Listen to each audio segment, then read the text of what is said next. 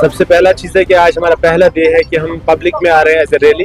इससे पहले हमने door to door campaigning start की थी बहुत दिनों से पहले, और लगभग हम पूरी कॉन्स्टिट्यूंसी का एक बार हमने दौरा किया था, हर एक गांव का, हर एक मोहल्ले का, हर एक हल्के का। तो एतमाद बहाल होना कि हम 37 साल बाद एक तजुर्बा कर रहे हैं। मैं एक इंडिपेंडेंट कैंडिडेट हूँ और मेरे बैक पे जमात इस्लामी का सपोर्ट है। ऑर्गेनाइजेशन पूरी इस के लोग इस प्रोसेस में शद्दोमत से अच्छे तरीके से आगे आ रहे हैं और सपोर्ट कर रहे हैं। ये मेरे लिए एक खुश आइंद बात है। जीत के बाद की वो हम डिसाइड करेंगे। अभी तो हमारा कैंपेनिंग पे फोकस रहेगा, ज़्यादा से ज़्यादा लोगों के पास रीच आउट करना हमारा बेसिक ऑब्जेक्टिव है। और वो सारे लोग जो एक वो आइडियोलॉजी को सपोर्ट करते थे, एक इस ग्रुप जो हमारे बैक पे ऑर्गेनाइजेशन को सपोर्ट कर, उन लोगों तक रीच आउट करना सबसे पहला काम वो है। और उसके बाद हम देखते हैं, जब अगर हम सीट को जीतते हैं, इंशाल्लाह जीतेंगे, उसके बाद वो चीज़ डिसाइड।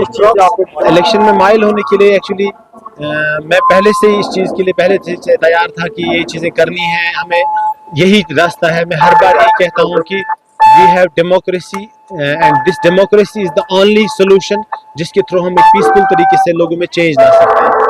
पिछले इलेक्शन में कहा गया था कि पीपल्स कॉन्फ्रेंस के ये प्रॉक्सी है, अल्ताफ बुखारी प्रॉक्सी है। इस इलेक्शन में सजाद गनी लोन साहब कह रहे हैं कि बाकी पार्टीज प्रॉक्सीज है।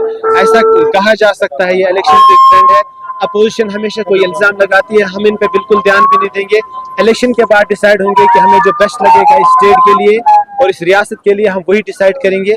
हम किसी की प्रॉक्सी नहीं है, इंडिपेंडेंटली आए हैं और इंडिपेंडेंटली कॉन्टेस्ट करेंगे और एक टफ कंपटीशन देंगे।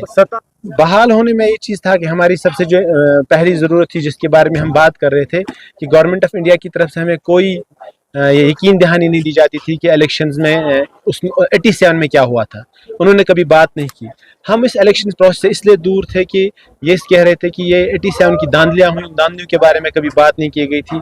ये उनको बताना चाहिए था, हमारे पास रीच आउट करना चाहिए था कि जम्मू कश्मीर एक यहाँ के लोग यहाँ की इस नुमाइंदगी करनी चाहिए। उन्होंने अपने सिलेक्टेड लोगों को यहाँ आगे लाया, लेकिन हमसे कोई रब्ता नहीं किया।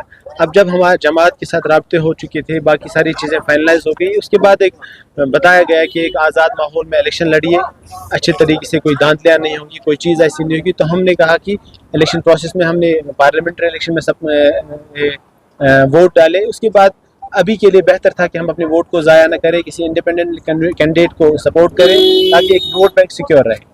हम फ्रेंडली कुछ भी नहीं लड़ रहे हैं। जो इंजीनियर रशीद साहब ने मीडिया में आके कहा था कि सिर्फ कश्मीर के लिए वो जो इलेक्शन से पहले प्री पोल अलायंस हुआ था, तो जहां हमारे कैंडिडेट्स नहीं थे वो लोग उनको सपोर्ट मिल रहा था, कहीं हमें सपोर्ट मिला, लेकिन नॉर्थ कश्मीर के लिए बिल्कुल भी नहीं है। हम पूरी शिद्दत के साथ लंगेट में लड़ेंगे, और अगर लंगेट कॉन्स्टिट्यूंसी में हमें इंजीनियर रशीद साहब की खामियां भी उजागर करनी पड़े, क्योंकि वो 15 साल रूल करते आए यहाँ पे, अगर वो बताएंगे, क्योंकि हम डेवलपमेंट की बात लोगों से करेंगे, ज़मीन पे बताएंगे किसने क्या किया है, तो हम किसी इंसान को फ़र्क नहीं करेंगे, निशाना नहीं टारगेट नहीं करेंगे, बल्कि हम एज एन इंस्टीट्यूशन टारगेट करेंगे कि किसने क्या काम किया है। ऐसा ये नहीं है कि फ्रेंडली कोई कंपटीशन नहीं है, एक कंपटीशन है। We are contesting from Langate and we will fight till our last. हम पूरी मेहनत से इस सीट को जीतना चाहते हैं, कोई फ्रेंडली कंपटीशन नहीं। मजीद मुनफरिद और दिलचस्प वीडियोस के लिए हमारी YouTube चैनल जरूर सब्सक्राइब करें।